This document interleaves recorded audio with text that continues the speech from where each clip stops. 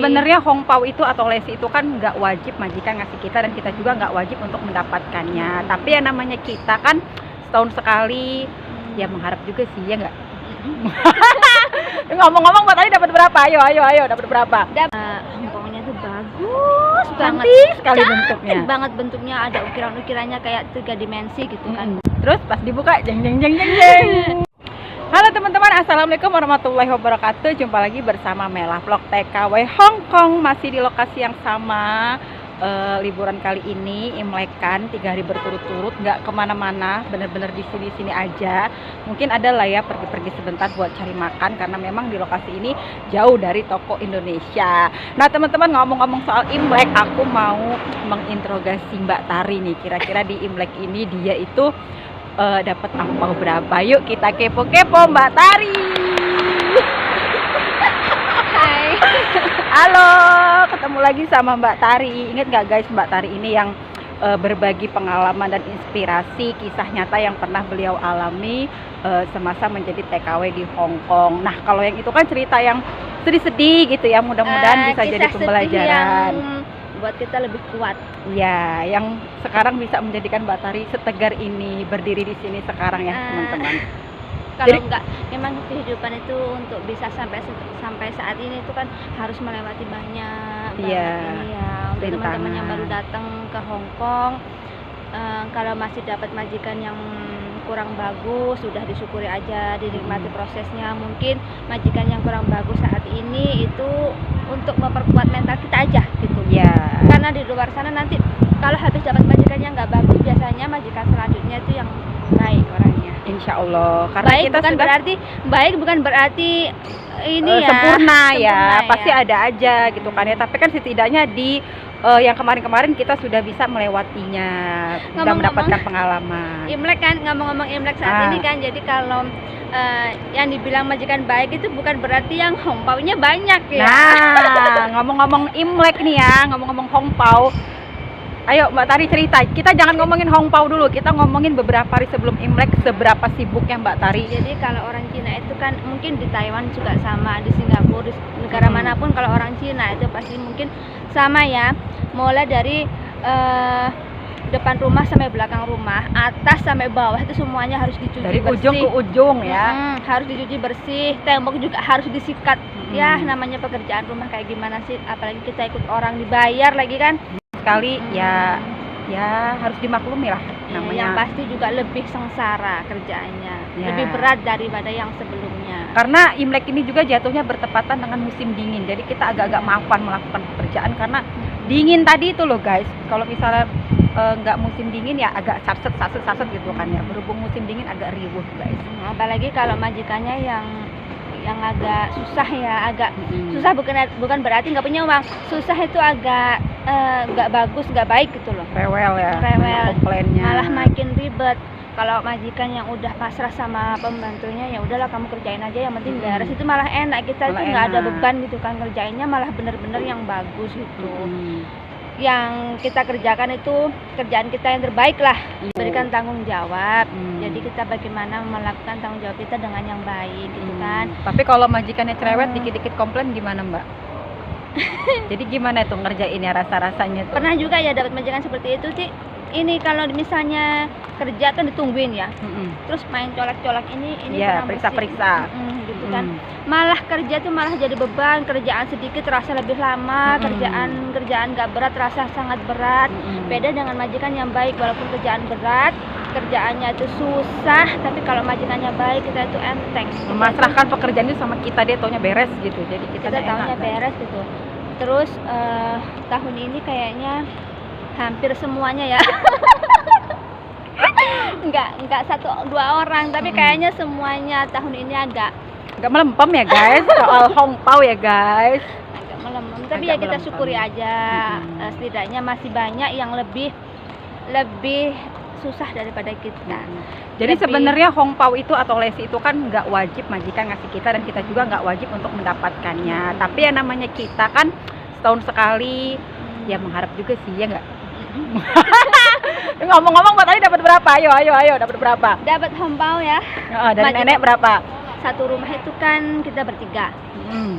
satu rumah itu dapat bertiga. Terus hongkongnya tuh bagus banget, Cantik sekali cantik bentuknya. banget bentuknya, ada ukiran-ukirannya kayak 3 dimensi gitu kan bentukannya kan. Terus kata-katanya tuh juga baik banget. Makasih ya kamu sudah menjaga ibuku dengan baik. Makasih kamu sudah bersihin rumahku dengan baik. Selama kamu ikut aku selama 4 tahun ini kamu kerjanya bagus, nggak ada kurangnya. Kamu jagain neneknya juga bagus. Gini masakanmu enak. Makasih banget ya. Semoga tahun depan bisa lebih dapat banyak lagi. Kamu lebih semangat kerjanya. Gini. Makasih. Pokoknya Manis sekali guys. Terus pas dibuka jeng. Ya, alhamdulillah. Alhamdulillah, berapapun itu ya guys. Karena rezeki itu tidak melalui hongpau aja atau lesi aja. Mendapatkan teman dan lingkungan yang baik juga rezeki. Mendapatkan kesehatan rezeki. Anak-anak kita di rumah sehat itu udah rezeki. Pokoknya ya apapun dapatnya kita bersyukur aja. Yang pasti itu makin tahun kita harus makin semangat, jangan pernah menyerah. Percaya angin juga, terus mungkin tekanan pekerjaan orang Hongkong juga lebih berat ya, jadi kayak majikan juga lebih banyak yang agak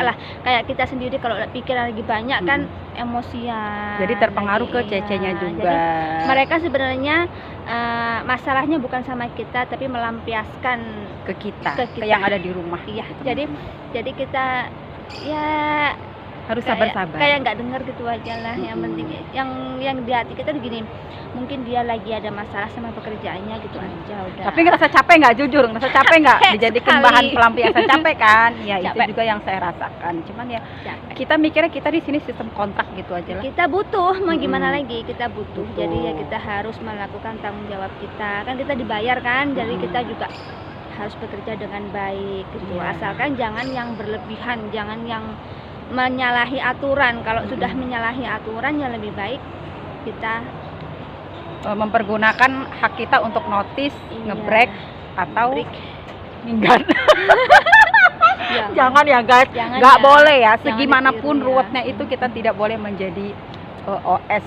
Sekiranya sudah mulai membahayakan jiwa kita atau membahayakan kita yang walaupun bukan jiwa ya, mental kita itu udah mulai dihancurkan sama mereka, lebih baik sih menyelamatkan diri gitu. Karena kita juga punya hak untuk memilih untuk notice atau Hongkong itu aman loh, enak loh Hongkong itu. Jadi kita tuh kalau negara hukum, kita tuh nggak usah dipandang mereka tuh kayak polisi kayak itu, nggak memandang ini pembantu, ini majikan, mereka tuh adil loh.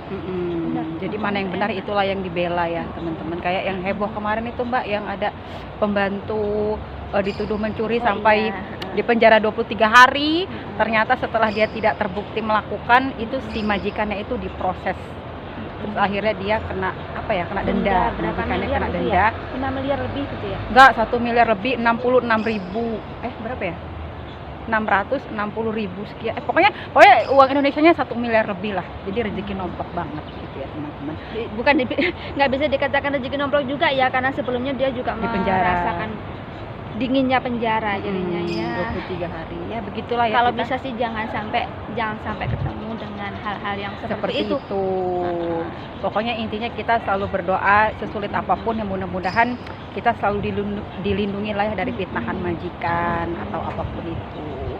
Oke Mbak Tari, pokoknya terima kasih. Mudah-mudahan di Imlek tahun ini kalau kita dapat ampaunya sedikit, mudah-mudahan tahun depan kita dapat ampaunya banyak. Kita lebih dikasih kesehatannya lebih. Rezekinya nggak harus dari hampau aja. Rezeki yang di rumah sehat semua, anak pintar, anak baik sama orang tua, komunikasi sama saudara bagus. Terutama di sininya juga kita sehat, urusan kita lancar. Ini sudah lebih dari ampau ya teman-teman. Jangan bosan-bosan ya ngeliat kita ya. Kita berdua ya. Karena kita kemana-mana selalu berdua. Kalau lagi ketemu, kalau nggak ketemu ya enggak. Sebenarnya kita itu kalau di depan kamera aja kita tuh akur. Sebenarnya Akur. kalau di belakang kamera kita itu jambak-jambakan. Jambak-jambakan, jotos-jotosan ya guys. Enggak. Pokoknya bercanda. Pokoknya terima kasih buat Mbak Tari. Sehat selalu. Sama-sama. Jangan bosan-bosan masuk channel YouTube Mela Vlog. Pokoknya lain kali aku mau todong dia lagi guys buat cerita-cerita pengalaman, karena dia pengalamannya bukan hanya di Hongkong tapi juga di Taiwan juga sama kayak aku. Yaudah kalau gitu pamit dulu ya. Jangan lupa bantu like, comment, dan subscribe. Assalamualaikum warahmatullahi wabarakatuh. Bye bye.